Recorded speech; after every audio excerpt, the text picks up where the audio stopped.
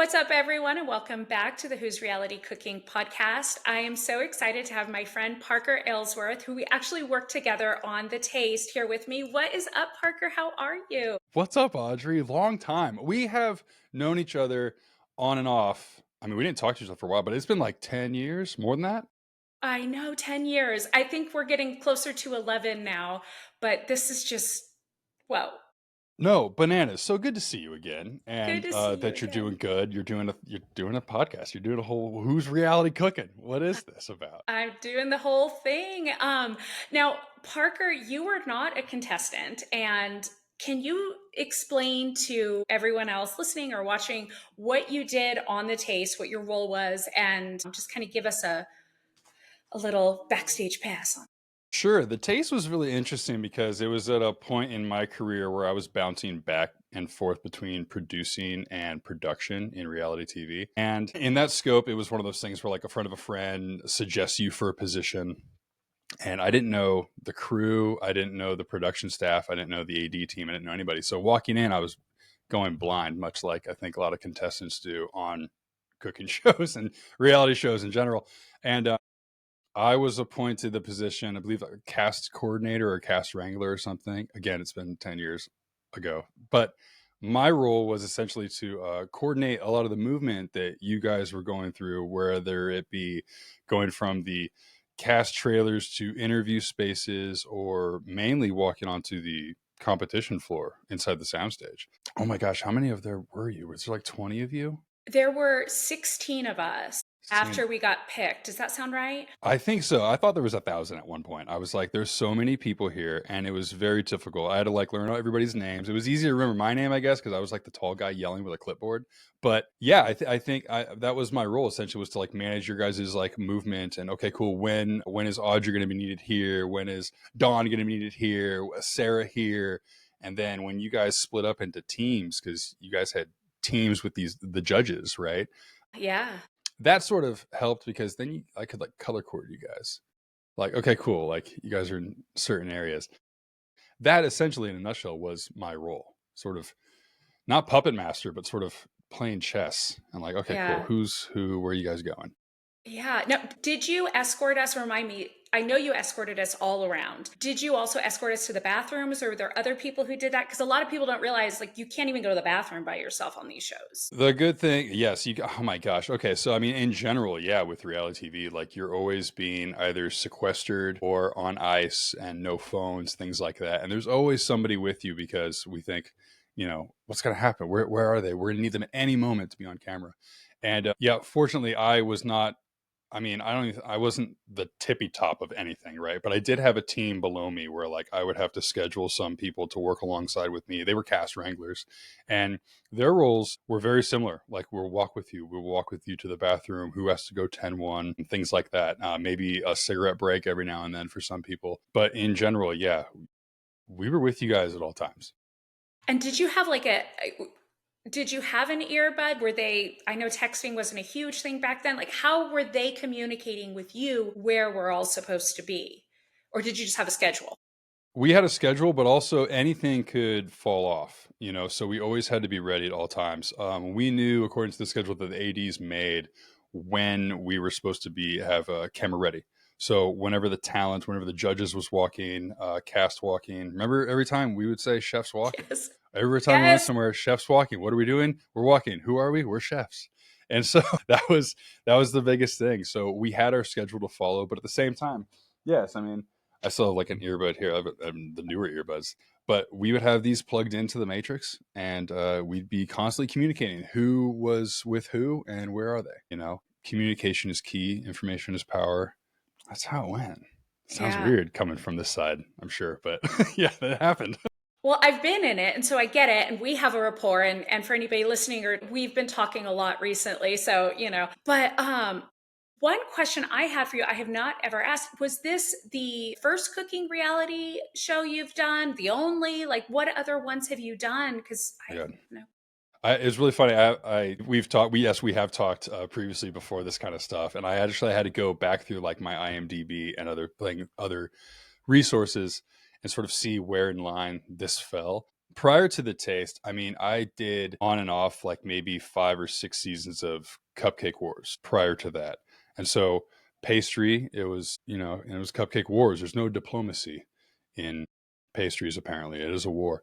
Prior to that, I did a show when I lived in San Francisco before moving to LA called Reinventing the Meal. And I think it might have been on like Cooking Channel, maybe DIY, something like that. Don't quote me. I mean, here we are. But I was like a PA or a grip on that. So I didn't get my hands dirty in food at all. Cupcake Wars, tons of icing, tons of, things like that. We would buttercream. Oh my God, room temperature butter. People get really particular about that stuff. And then I was an associate producer on Cupcake Wars, so in a different capacity, not dealing with as much food, more of the displays. Because in round 3 they have like this giant display with 1,000 cupcakes on top. So my role was helping that get facilitated. The taste was totally different because I was outside of the creative department. I was much more like hands on with like you guys, which like that's where I got to see like the real personalities of you guys shine through. Like you were very serious when it came time for competition and in the kitchen. And who were you with? Were you with Nigella? No, I was with Marcus. Marcus. Okay, see it. Yeah. 10 years. I mean, I know. but no, for sure. Like when you guys are really into it and that, like I didn't get to see that part. I saw the other side. After the taste, I went back to the company doing Cupcake Wars, and I did Halloween Wars. There's always a war. I did Cake Wars too, Holiday Wars, lots of pastry violence apparently. Food Network star. I did The Next Great Burger, which was on Esquire, which was really cool because for the first time I was jumping out of sweets and into the savory stuff. Burger show was really fun. Let me think. I did like this big cookie show. I did Sugar Rush on Netflix. That was the first Netflix show I was a part of, and that was actually the Magical Elves team who they did Top Chef. They did other shows like that. So them jumping into Netflix with Sugar Rush was kind of different, competition still, 4 teams facing off, et cetera, et cetera. So at that point, that was the back of my hand. There's just a formula you sort of follow as a producer with that. Let me think. I moved to Atlanta in 2018 with my partner, and we did a barbecue show together for Netflix called American Barbecue Showdown. So no more sweets, definitely into the savory stuff. And the barbecue show was really fun. A lot of different cooking styles, a lot of different people making some stuff. And then I think the last one I did was Hot Ones, the game show. There's a show on YouTube called Hot Ones, hosted by Sean Evans, that it's people eat hot wings and they answer questions. And it's is the question spicy, is the wing spicier, that kind of deal. So they made a game show, and it was at the Turner campus in Atlanta. And I was already a fan of the YouTube series. Yeah, So I've seen it. jumping on that as a producer and covering behind the scenes stuff, which you want to talk about some behind the scenes tea.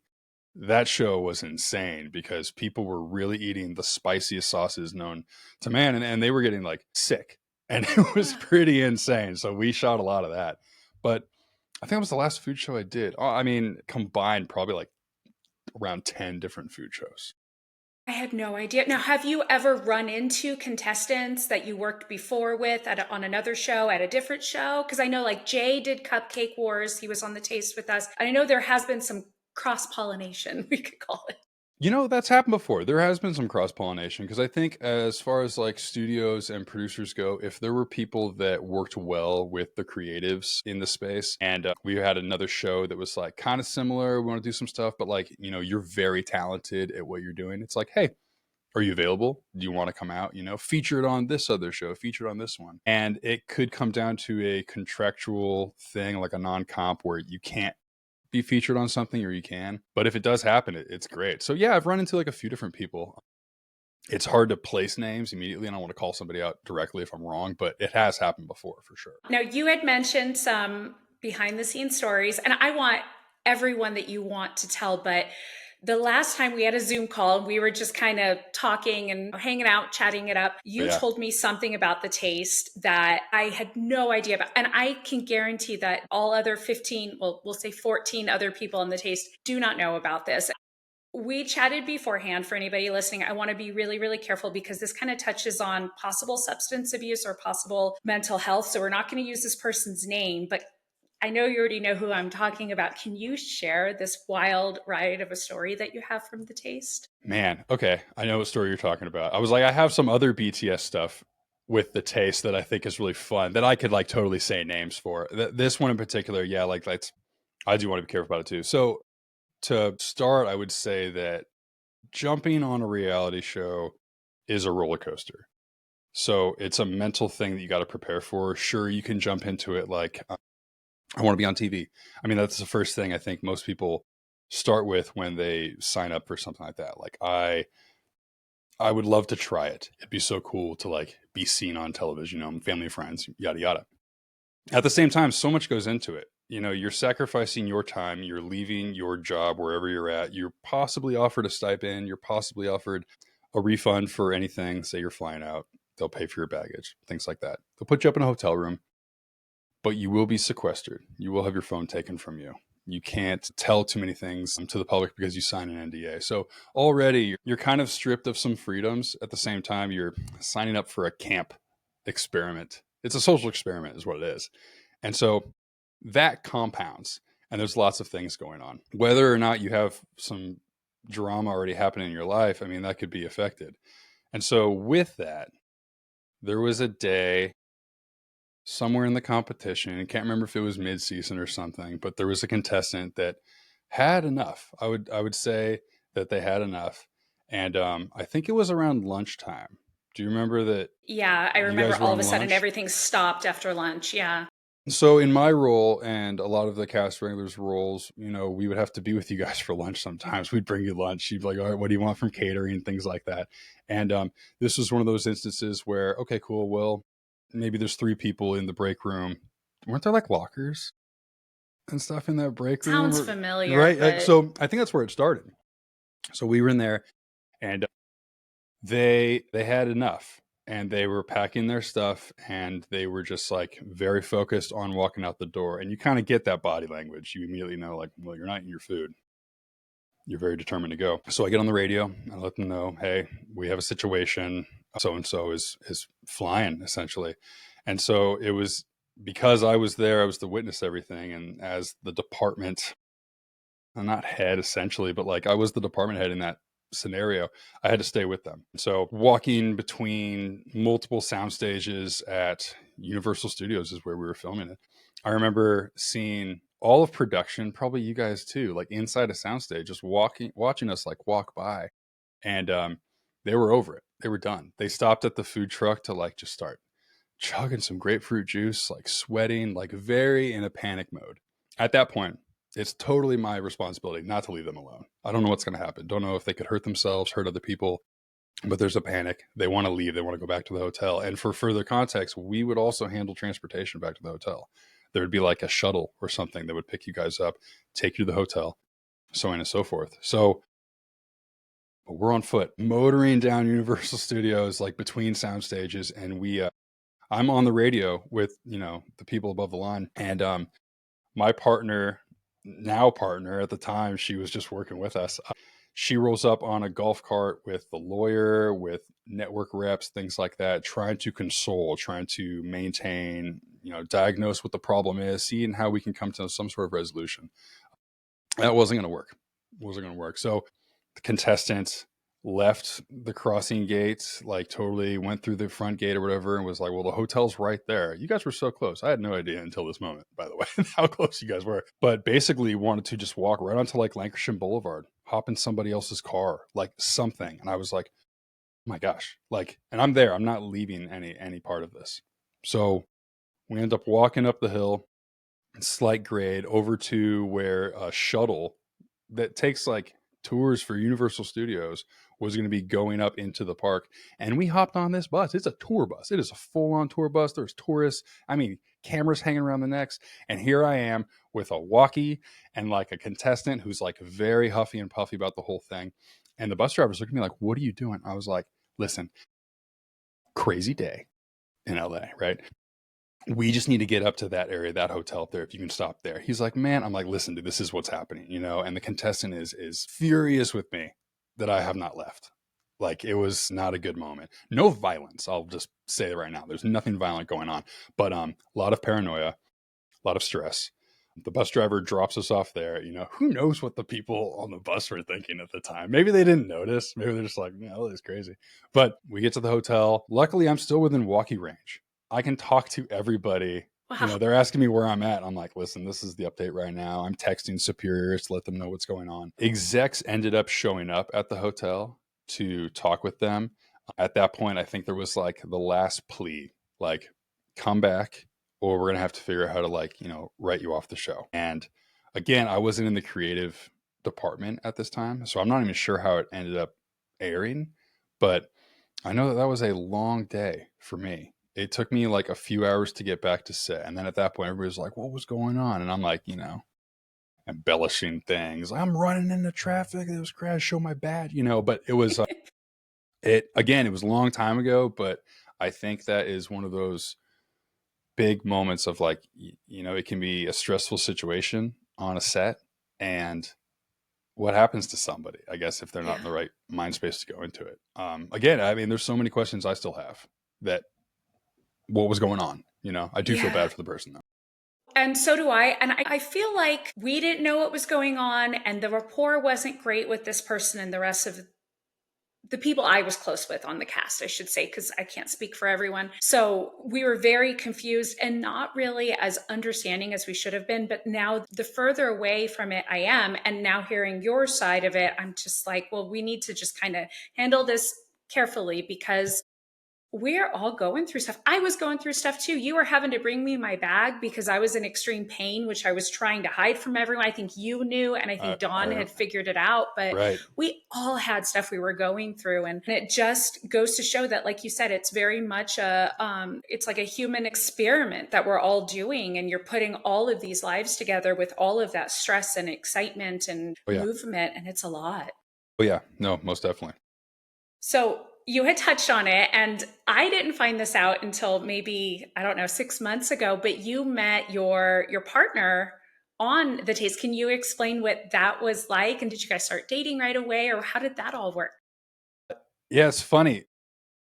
In general, I mean, like the reality TV industry, I think, is pretty tight knit. There's scripted, and then they say there's unscripted, which is reality TV, and then we have our features, scripted television. Maybe there's like there's news, there's all different like corners of the circus, and all of it's pretty tight knit. Like you run into the same people over and over again, and as I said in the beginning, like I didn't know anybody when I first joined this crew. Like everybody was pretty new to me, and but when you're in the trenches and you're working together, you get close. And we became friends pretty quickly. She was in a relationship, I was in a different relationship, and we ended up working together on like a few other shows, and then didn't see each other for a couple years, like went our separate ways. She started producing, I continued producing and started some camera operating stuff. And then we met randomly, like within the area that like I moved to. I moved to like East LA, and she was over there. And we were like, oh, so we just became friends again. Like we kicked it all off again. How you been? When'd you get out of jail? Blah, blah, blah. That was just a joke that I would say to a lot of people, because you don't see people for a long time. And then you run into them from like that show way back when. You're like, dude, what are you doing now? And that's how it was. And then I was the one who was like, oh, crap, I think I have a crush on my friend. This is weird, like I'm not supposed to do this. And I had to come forward and say something, because I'm going to be a bad friend or it's just going to like eat me up. So I had to say something. And then she was like, okay, me too. And I was like, what? So it was, I feel very lucky to have a partner that like does the same thing that I do. Cause like we can talk about work. I mean, we always bring home work home with us, you know what I mean? But we understand work life and home life, and we can manage that together.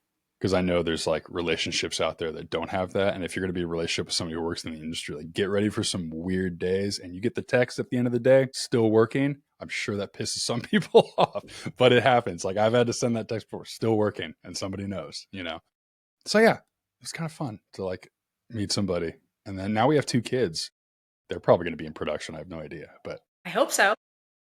TBD. We'll see where production goes in the next 10 years. I love it. Well, you said you had some other behind the scenes stories, and that's really what I want to dig into. Do you have a favorite you would want to share from any of the shows, of course?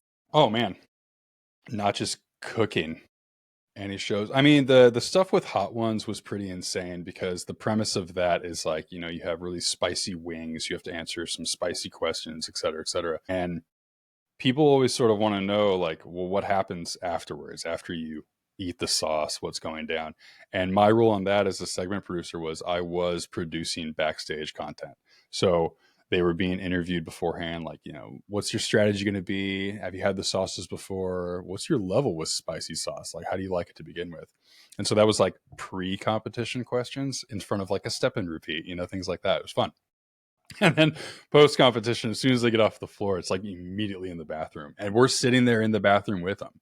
Like I was Oh my filming God. people absolutely like just puke both ends. And people are sick. They're getting attention from the medic, and like people are just like, they're eating lemons by the wedges, just trying to get rid of the stuff. And I think it aired on True or something like that. I was trying to find some footage that I shot. It was just miraculous to see that kind of stuff. And like because we got to shoot it, it was like maybe the public gets to see this stuff. I mean they signed all the paperwork. We had medics there. It was safe. It is, hot food, but they were taking Tums beforehand and things like that. Like it's tough. Some other behind the scenes things. I dressed up as a bear for a dating show on Fox when I was in Georgia.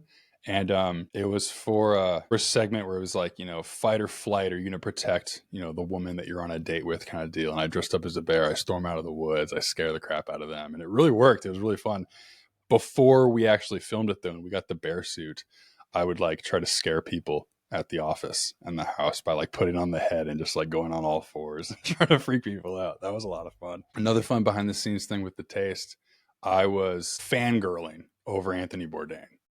Like I was like, dude, he's there. Like no reservations, is like literally just chilling in his cowboy boots, just walking around, like smoking cigarettes or something before he has to like go judge food, which I thought was really funny. But he's like an amazing chef, amazing author, fantastic talent.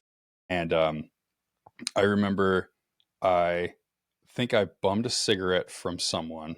Maybe I had one on me or whatever, but I threw my lighter into a dumpster. I was like, I'm done. No. And I walked right up to him. I was like, hey, Tony, do you have a lighter? And he goes, oh, yeah. And so we just got to like hang out and smoke cigarettes together. And I know like, yes, smoking's bad. I don't want to like advocate for smoking. But in this instant, it was a bonding moment with like somebody who like low key I idolized. And it was such a cool behind the scenes thing just to talk about, being tall. Like I'm 6'8", he's 6'4". So we were like, how's it going? How's the weather up there? Whatever the hell. And he was just so cool. And Tony knew Morgan's name, my partner. Like he knew he would call her by her name, like to have that relationship that we did with somebody, it was fantastic. And then hearing when he passed, we were just like gut wrenched. We were like, whoa, like he definitely gave an impression to us that like we're going to continue on, but like he left an impression to everyone. So it was Yeah. like totally behind the scenes. It was very, you know, like we should be interviewed about this one day. And here I am. We should be. We really should be. I think I have only been able to start watching his shows within maybe the last year Mm, because it broke me. sure. When he passed, I was just kind of numb from it. And Hmm. just having seen his family on set, and just, it was just a little too close for comfort. Sure. Were Did you you, or more? Go ahead. I'm sorry, it was just very weird. Were you there for the rap party at the Taste rap party? I'm still mad about that. You weren't there? No. Okay, so everyone was allowed to go except for the contestants. I'm Uh, like, how do you have a rap party and not have us? so it kind of, good question. I think that's a very valid question. The answer is not a clear answer. It's one of those, like, I'm going to camouflage it with, it's one of those things where you keep it separated because you don't want, what's it called? Fraternization. But So at this it's point, it like, was over. I know it's one of those, it's one of those things. It's such an unfair thing. Totally. But I remember that Tony, as it was told to me, because everybody was like very close knit. I heard that Tony found out that we weren't going to have a rap party, that it wasn't in the budget. And he was like, this is bullshit. And he put the money up to keep the soundstage, like the other one where we had catering and stuff, for an Yeah. extra day. And Wow.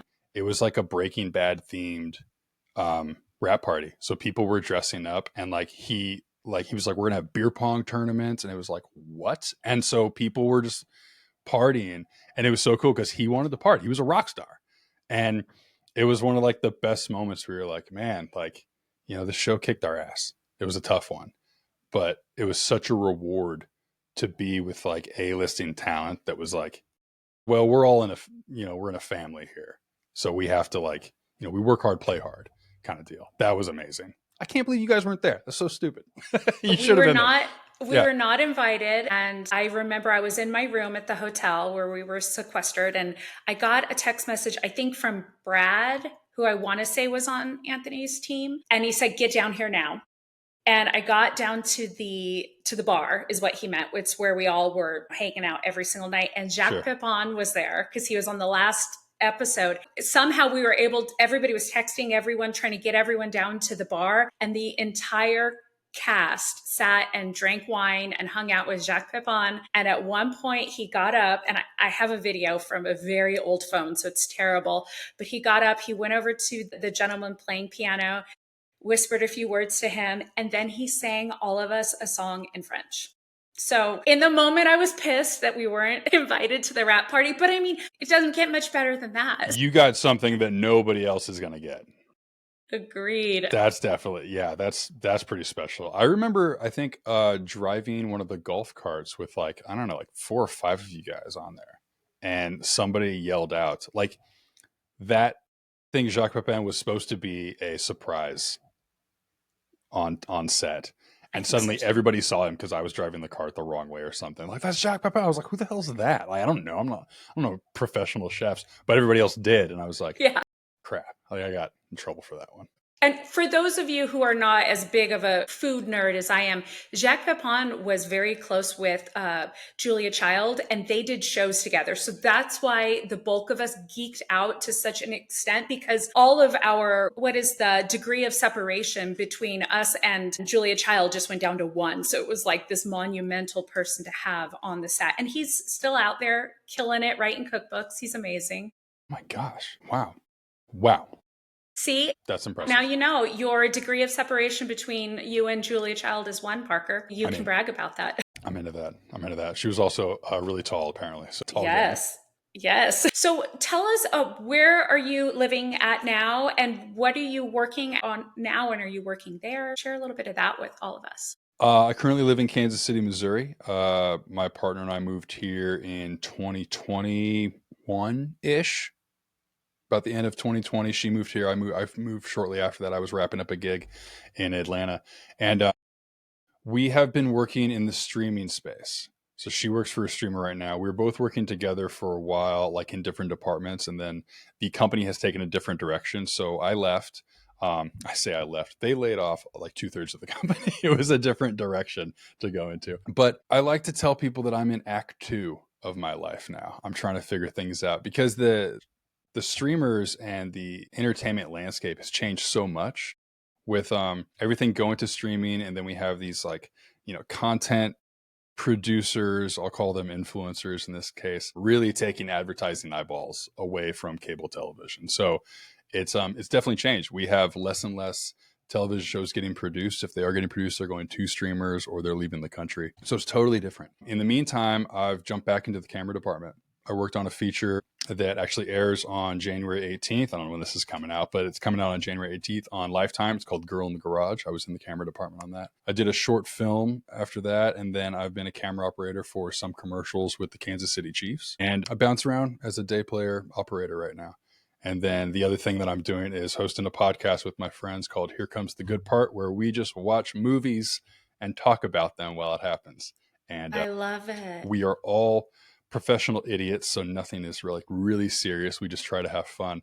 And 54 followers and growing. Let's go. Well, 55 here. I want to follow. What is it called? Where can we listen or watch? It's called Here Comes the Good Part. It's on YouTube, Spotify, Apple Podcasts. Don't they say like wherever you get your podcast? Yeah. And we do the Instagram, we do the TikTok, even though that's probably getting canceled soon, right? Here. Who knows? But that's what that's what I've been doing recently. So, and just trying to stay creative. The last show I did for very local was called Mysteries on the Map, and I'm trying to shop that around because it's a paranormal reality show. I was the showrunner for it. We went to a bunch of different cities to like check out some touristy paranormal things. I think it belongs somewhere. Just got to get it. Just got to get it pitched. Absolutely. I love all of that spooky stuff. And when we were texting back and forth maybe 6 months ago and you told me you were doing that, I wanted to like flood you with questions because I'm into all of that, but I also Yeah. wanted to give you your space so you could work. No, for sure. Yeah, because you and I were talking about that other show that you were doing at the time, which like I wanted to take that to this or whatever, but it was also like, oh my gosh, what are they doing right now? So much sausage to be made there, right? It's a different pun on other things, but also like it's a cooking thing. For those of you who are wondering why the podcast has changed and it's a little bit more about get to know the area these people live in, it's because of Parker. So, Parker, since you kind of inspired that, we were chatting about turning this into a show. I definitely want people to, hey, if I'm going to be in this area, where should I eat? Where should people eat or visit if they are in your hometown? Oh my gosh. Well, Kansas City is pretty diverse with food, even though like Kansas City has like claimed this like, it's the barbecue center of the country kind of deal. And they have a lot of barbecue. There's a lot of different barbecue restaurants here. I think the main one people always talk about, and not to plug specifically, but people talk about, Joe's Kansas City, formerly Oklahoma Joe's, whatever it was called. But it's a really good barbecue spot. Arthur Bryant's is a favorite of mine. I think it's just very like, kind of hole in the wall, kind of, like in a different part of town. It's actually really close to where I live too. Maybe that's why I like it so much. Just thought about that. Recently, I just tried Slaps Barbecue, which apparently is an acronym for Squeal Like a Pig. And I didn't know that. I just learned that recently from my father-in-law. And I'm like, oh my God, really good barbecue.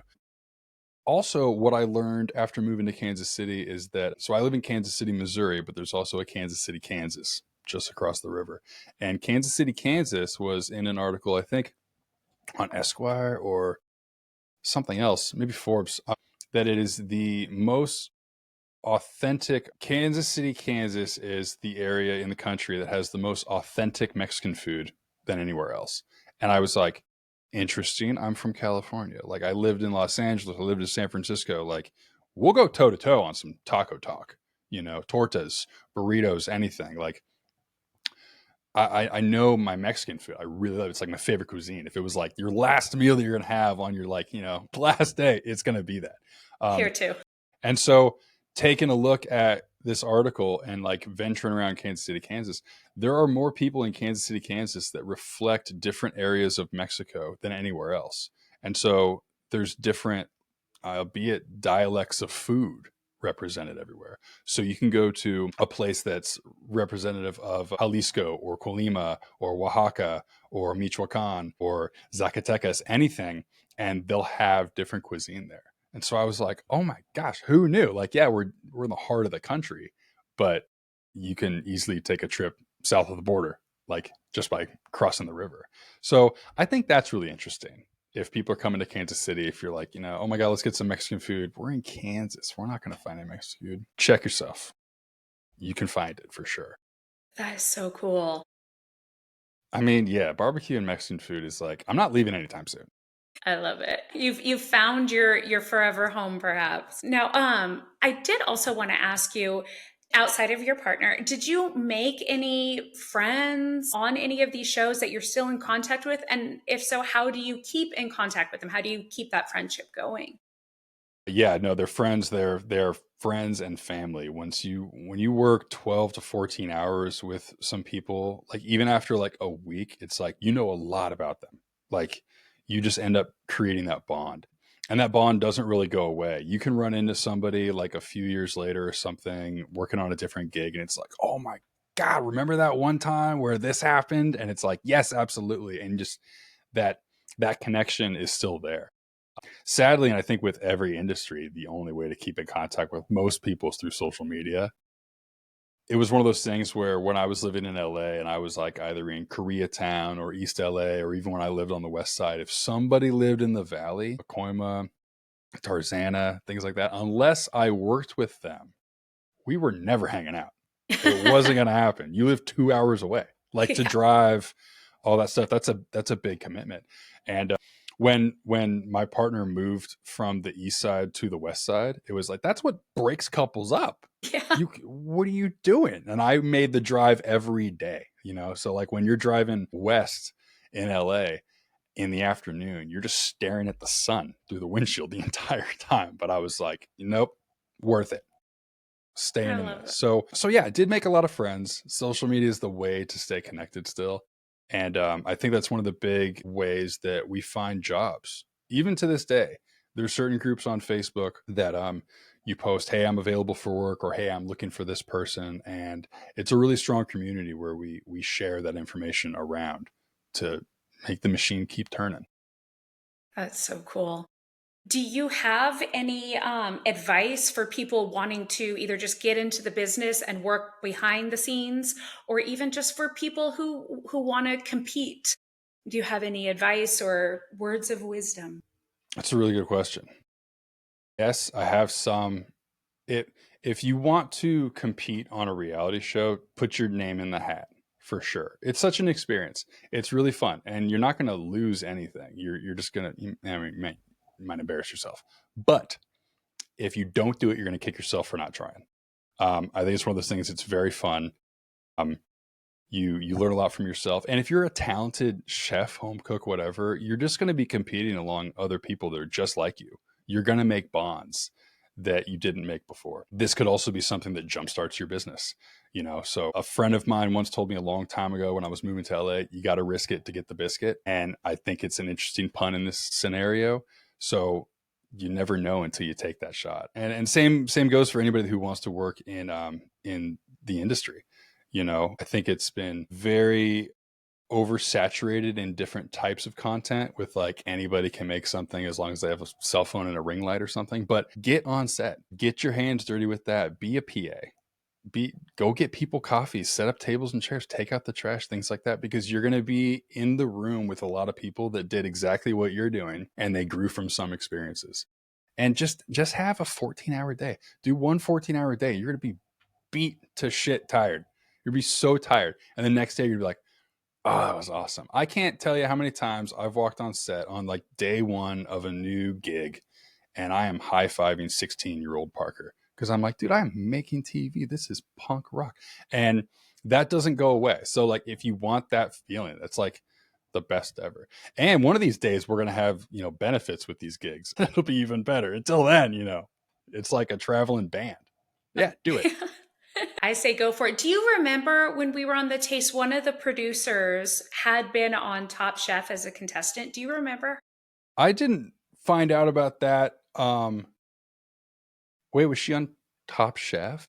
I remember geeking out because I had seen her on Top Chef, and there she was standing at my station, Mm. but she had the mic thing on, and she was with a clipboard, and she was clearly working. And I thought it was so interesting how she went from one side of the camera to the other. Interesting. No, I didn't know that. I mean, I'm trying to think. Was she in culinary? Yeah. I think she was in culinary, yeah, because I remember we were talking about food. Interesting. Was it Yeah. Mary? I'm just gonna call people's names. I don't I know. It's been so long. No, I didn't know that. It was really funny. I never watched Top Chef. Morgan did Top Chef, and I never watched the show. And I actually got it confused with like another chef show because there's 1,000 of them. But I was like, crap, I don't know any of these things. I just knew Anthony Bourdain. I knew that was, and I was like, I'm in. I'm not leaving.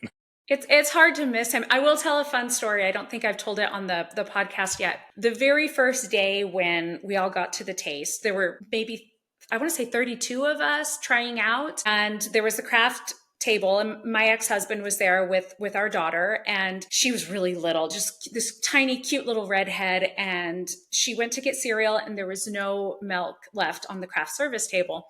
And Anthony Bourdain saw this, went into his trailer, got milk, brought it out, and not just gave her his milk, but poured it into her bowl. So I always tell my kid now, she's 15 Man. now. Nobody else can say that Anthony Bourdain, made you breakfast, but you can, kid. So live we it. had we had like the morning. It was like a breakfast burrito truck that was Loved outside one that of the truck. stages. Yeah, just, oh my god, like I love them. And every morning, like people were lining up before we start our shift. Like get there before your call time, you can get a burrito. And so I remember Tony like walked out of his trailer. You know, he was there before anyone getting ready.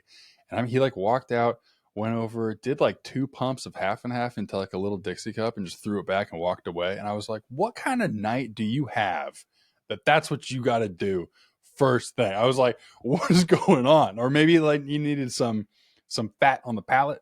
I don't know. Like I wasn't a food guy, so I was like, what just happened, man? Oh, that sounds awful to me. Yeah. And I was sort of looking at other people like, did you see that? Did you see what happened? I remember at catering watching him, he would just like be pounding some salt on some of the food because I was like, I bet the food's bad. And he's like, I need to have some flavor going It on, was, you know? yeah, the food truck in the morning, those breakfast burritos, everything they made, it was just next level. It was better than the food we were making on the show. But then come lunch, it was completely unedible. It Yeah. was terrible, terrible food. It must have been some other catering company. There were some, this is turned to like an Anthony Bourdain episode right now. Bring it. There was a day they were doing like a webisode special, like a quick, you know, nowadays we would call it a reel, but it was like a quick little snippet. And he was making like beer battered bacon or something, or like bacon cooked in beer. And I remember I was on set for that. I was watching it happen. I was like, dude, I'm in the presence of Anthony Bourdain right now. He's making this. And he puts it on like a tray and it's cooling off or whatever. And then he hands it to me. He's like, hey, Parker, put this in your mouth. And I was like, yes, sir. Are you kidding me? And I've told that to everybody. I'm like, yeah, you made me bacon. Man, and how was it? Was it absolutely It amazing? was the best. I can't make bacon like this. It was the best ever. One, it was like a very thick bacon to begin with, but it wasn't like thick where like, oh, I'm going to chip a tooth. It was just like, how did you know when to stop? How did you know this is where it's supposed to be? And it was like sweet, and there was like a hoppy flavor to it. I just Yeah, watched him the entire time. I didn't even take notes. I was like, this is amazing. that is, I love it. One more Anthony Bourdain story I'll share with you. Shay Yu Shay Yu was on my team. Yeah. I adore him. He's been Yeah. on the podcast. He Yeah. took the extra beer out of Anthony Bourdain's trailer and shoved it all in my purse. And I had this giant purse that had all these cans of Pabst Blue Ribbon. We were carrying wherever we tried to drink it. At some point, it was hot. I must have kept the last can because, I was carrying it. So I had the last can Yeah. for maybe 3 years before I finally was like, all right, I'm going to drink it. And it's just like, it's both the best and the worst beer possible to have found in his trailer. It's like, I don't know if it's epic or shameful, but I'm going to choose epic. That's so funny. Shay was a great guy. I remember I wore watches at the time. I had different watches and he had different watches. He's like, you ever been to World of Watches? I was like, no. So like he got me onto like a different watch thing. And I was like looking at different watches for a while. And every time I looked at it, I was like, that Shay's wearing a really cool watch right. Bet he is. And I'm going to Yeah. have to go back and watch that episode of the podcast and see if he's got a cool watch. Check his watch. Yeah. I bet he's got a good one right now too. I just love all of this reminiscing from the taste. Do you have anything else that you just want to share or talk about or plug right now? No, I mean, I've enjoyed so much of this too. Yeah. I don't have any plugs really. I could say, follow Here Comes the Good Part. Yeah. See if we can get to like 60 followers. Who knows? But yeah, I would say, to all your listeners, your viewers, whatever, to go back and watch these shows, watch them again. Like the eyeballs on programming like this really fuels the industry to start back up again. And so, don't watch it on your phone, watch it on TV. I guess if you have to find a streamer, whatever, but like they need the ad sales. Don't focus on the influencer trying to do stuff just because, you like them for a second. Like it really is a community of people that make these things and it is falling apart. It is. And just to say, all of those influencers are all trying to get into that industry. And so Yeah. they're killing it unknowingly. And there won't be anything for them to get into. No, it's weird, and I sound negative with it because it's like, they're like, hey, I don't need this to be a part of this. I don't need the studio, I don't need the Hollywood, I don't need any of that. Yeah, but you're also not going to have the set that we had. It's very different. So I don't know. You could be a part of it at the same time without destroying it, but it's very, very difficult. No, I agree. And I love behind the scenes information that you've given us. And I just love chatting with you anytime, Parker. This is so Yeah. much fun. Yeah. And you're welcome to come back anytime and chat more about any of the sugary shows. We've got quite a lot of people on the podcast who've done the Cupcake Wars. Okay. So I'm sure they're going to be like, hey.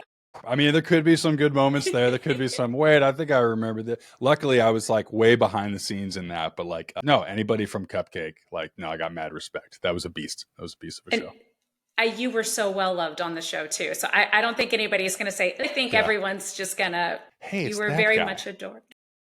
No, for sure. No, well, Audrey, thank you so much for having me. Thank you, Parker. And everybody make sure to check out, say the name of your podcast again. Here Comes the Good Part. Yeah, check it out everywhere you get your podcast. Just do Parker a favor and just hit subscribe because it really, really helps out a lot. Gosh, yeah, don't get offended. We accidentally slip up and say bad words, but yeah. It's all just fine. So maybe don't listen with the kids, but otherwise, tune in and hear from people who actually work in the industry more about the industry, right? Yes. Yeah. I love it so much. Yeah. So everybody tune in to the next episode of Who's Reality Cooking, and we will see you later. Bye.